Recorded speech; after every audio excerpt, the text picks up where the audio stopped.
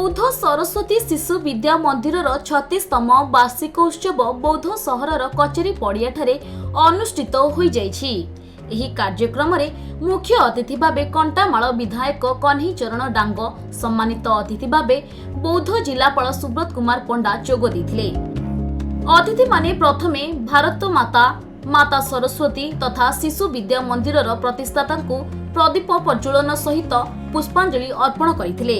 अतिथि माने मंचासीन हेबा परे शिशु विद्या मंदिर भाई भौणी मानक द्वारा स्वागत संगीत गान करा जायथिला। अतिथि मानकु पुष्पगुच्छ दे सम्मानित करा जायथिला। एहा परे एक साधारण सभा अनुष्ठित होइथिला।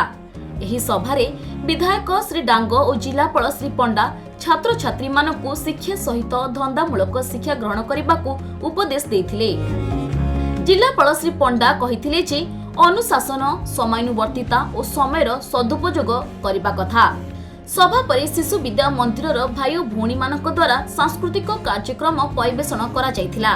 एथिरे विद्या मंदिर कुनी कुनी भाई भौणी माने ओडिसी नृत्य, संबलपुरी नृत्य इत्यादि परिवेषण करथिले।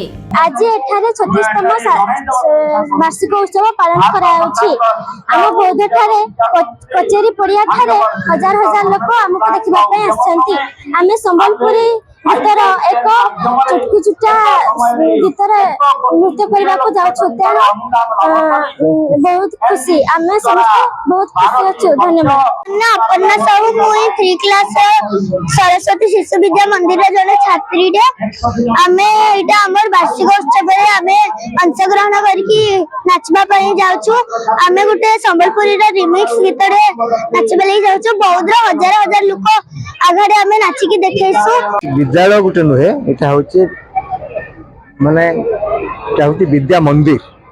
तो जेउठी की जातीय चरित्र भारत एकता अखंडता को बजाय रखबे लगी शिक्षा दे जाय थाइसी।